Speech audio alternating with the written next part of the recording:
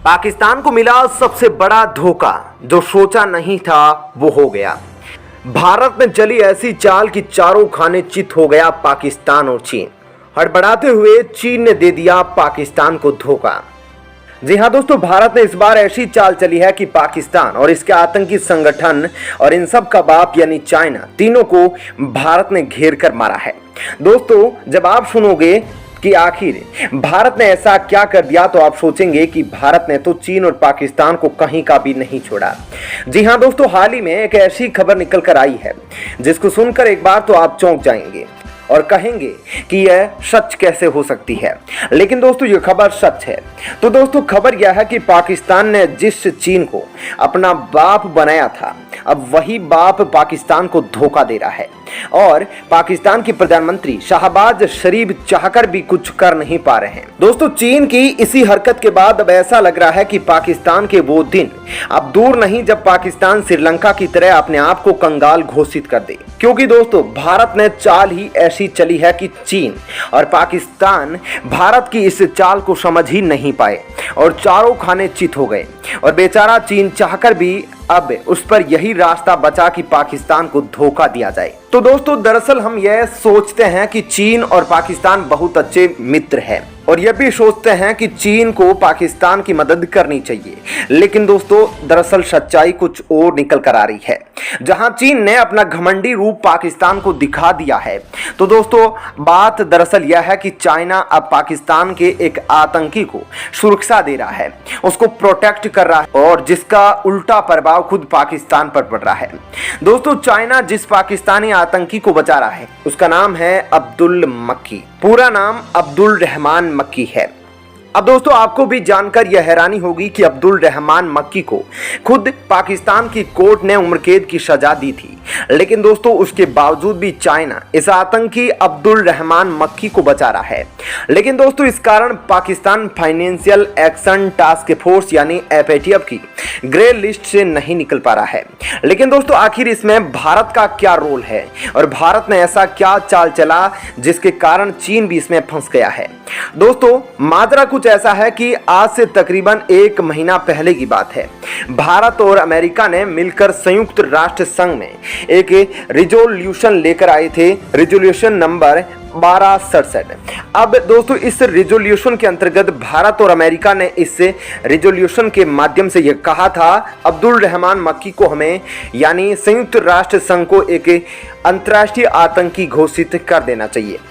दोस्तों, वैसे तो भारत और अमेरिका के द्वारा अपने खुद के कानून के मुताबिक उन्होंने अब्दुल रहमान मक्की को आतंकी घोषित कर रखा है, लेकिन यह संयुक्त राष्ट्र संघ की प्रतिबंधित आतंकी लिस्ट में नहीं है।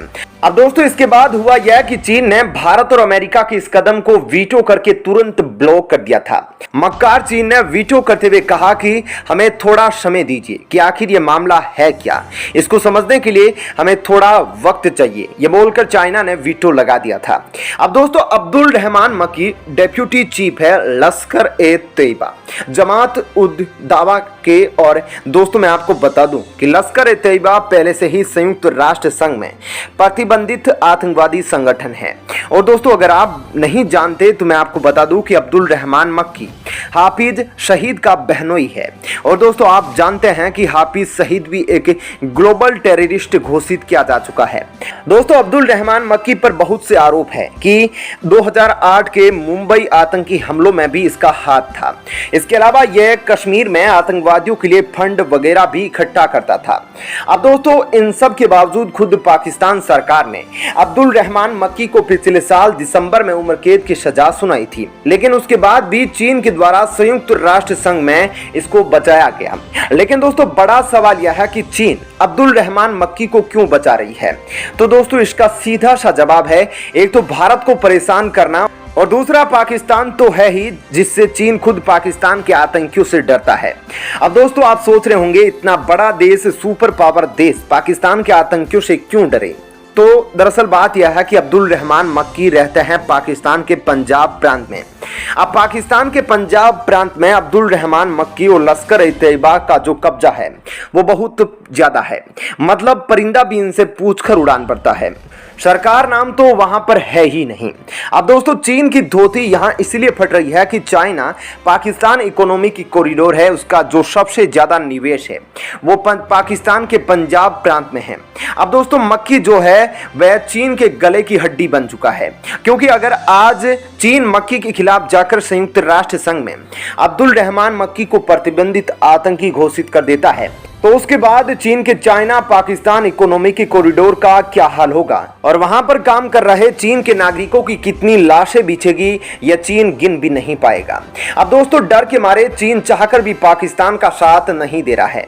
अब दोस्तों यदि आप सोच रहे हो कि पाकिस्तान की पुलिस क्या कर रही है तो दोस्तों मैं आपको यह साफ कर दूं कि पाकिस्तान की पुलिस खुद इन आतंकियों के तलबे चाटती है।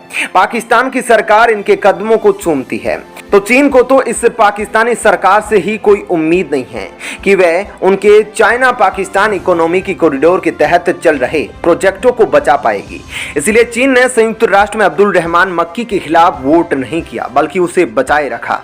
दोस्तों इससे पहले भी चाइना नहीं पाकिस्तान के कई आतंकियों को संयुक्त राष्ट्र में बचाने की कोशिश करी गई है, लेकिन भारत, अमेरिका और फ्रांस जैसे देशों ने चीन के इस कार्य को बहुत बार, जैसा कि आप जानते हैं, चीन पहले भी मसूद अजहर और हाफिज सईद को बचाने की बहुत कोशिश कर चुका है संयुक्त राष्ट्र में संघ में। लेकिन भारत के पास ब्रिटेन, अमेरिका, फ्रांस और रूस जैसे देशों का समर्थन था, जिसके बावजूद दबाव में आकर चीन को भी इन आतंकियों को बैन करना पड़ा।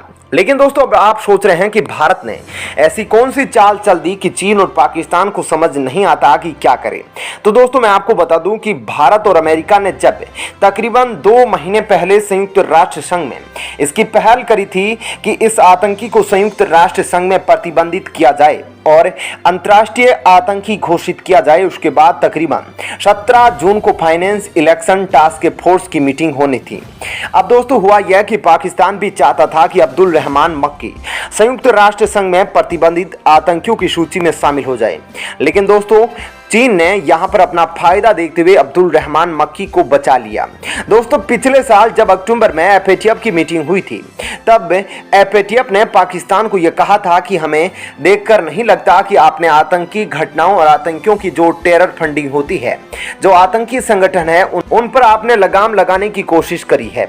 इसलिए हम आने वाली मीटिंग में आपके द्वारा उठाए गए कदम की और जांच करेंगे। अब दोस्तों पाकिस्तान के लिए दिक्कत यहाँ पर यह आ रही है कि अगर पाकिस्तान हमेशा से एफएटीएफ की ग्रे लिस्ट में रहा तो पाकिस्तान की अर्थव्यवस्था के लिए बहुत ही बड़ी दिक्कत हो जाएगी, क्योंकि दोस्तों पाकिस्तान सन 2018 से एफएटीएफ की ग्रे लिस्ट में शामिल है और अगर कोई देश एफएटीएफ की ग्रे लिस्ट में शामिल हो जाता है तो उसके लिए दूसरे देशों के साथ निवेश करना, दूसरे देशों के साथ एग्रीमेंट करना और अपना रेमिटेंस वापस लेना, सब चीजें बहुत ही मुश्किल हो जाती है, जिस कारण कोई भी देश उस देश में फिर से निवेश नहीं करता, क्योंकि वहां पर आर्थिक हालात अच्छे ना होने के कारण किसी भी देश की कंपनी और सरकार वहां पर निवेश करने से बचती है।